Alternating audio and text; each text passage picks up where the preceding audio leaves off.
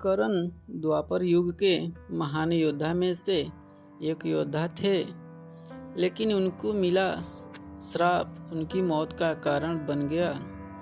कर्ण को उनके जीवन काल में 2 श्राप मिले थे।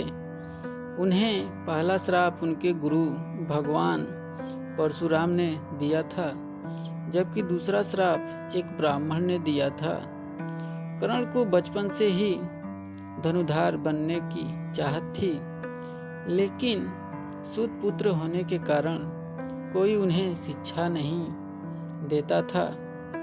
जब वह धनुर विद्या सीखने के लिए गुरु द्रोणाचार्य के पास जाते हैं, तो वह भी कर्ण के सूत पुत्र होने के कारण उसे धनुर्विद्या देने से मना कर देते हैं। इससे कर्ण निराश होकर भगवान परशुराम के पास पहुंच जाते हैं, लेकिन भगवान परशुराम भी सिर्फ ब्राह्मणों को ही विद्या देते थे।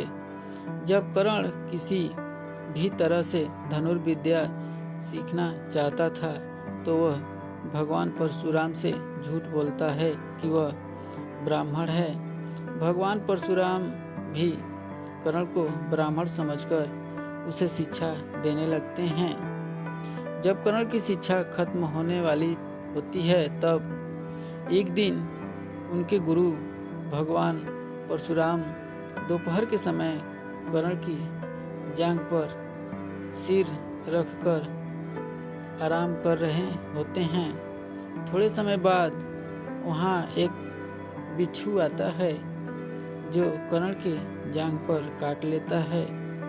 जब कर्ण सोचता है कि अगर वह हिला या बिच्छू को हटाने की कोशिश की तो गुरु परशुराम की नींद टूट जाएगी, इसलिए वह बिच्छू को हटाने की बजाय उसे डंक मारने देता है।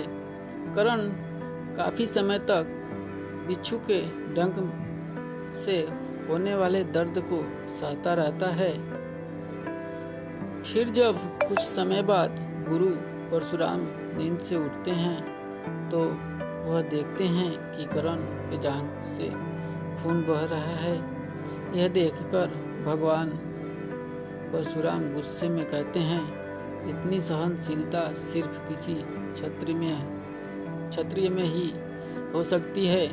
तुमने मुझसे झूठ बोलकर ज्ञान हासिल किया है, इसलिए मैं तुम्हें श्राप देता हूँ कि जब भी तुम्हें मेरी दी हुई विद्या की सबसे ज़्यादा ज़रूरत होगी, उस समय वह काम नहीं आएगी। इससे निराश होकर कर्ण अपने गुरु से कहता है कि वह स्वयं नहीं जानता कि वह किस वंश और कुल का है। ऐसे में वह सारी बातें अपने गुरु परशुराम को बताते हैं। यह जानने के बाद भगवान परशुराम को श्राप देने पर पछतावा होता है, लेकिन दिया हुआ श्राप वापस नहीं लिया जा सकता था, इसलिए वह अपना विजय धनुष कर्ण को वरदान के रूप में देते हैं। इसके बाद कर्ण भगवान परशुराम के आश्रम से विदा लेते हैं। इस घटना के बाद कुछ वर्षों बाद एक दिन कर्ण जंगल में किसी अत्याचारी राक्षस का पीछे रहे होते हैं। वह राक्षस को निशाना बनाते हुए उसे मारने के लिए बाण चलाते हैं, लेकिन राक्षस अचानक गायब हो जाता है और बाण दल में फंसी एक गाय को लग जाता है। बाण लगने से गाय की वहीं पर मौत हो जाती है। उस गाय का स्वामी एक ब्राह्मण होता है, जो गाय की दुर्दशा देखकर कर्ण को वहीं पर श्राप दे देता है। श्राप में ब्राह्मण कहता है कि जिस तरह तुमने एक असहाय गाय को मारा है, ठीक उसी तरह ही एक दिन तुम्हारी भी मृत्यु होगी। आगे चलकर इन दोनों श्राप का प्रभाव महाभारत के युद्ध में नजर आया। युद्ध के दौरान कर्ण के रथ का पहिया दलदल में फंस जाता है। जब कर्ण उसे निकालने के लिए रथ से उतरता है तभी अर्जुन बाण चला देते हैं, जिससे कर्ण की मृत्यु हो जाती है।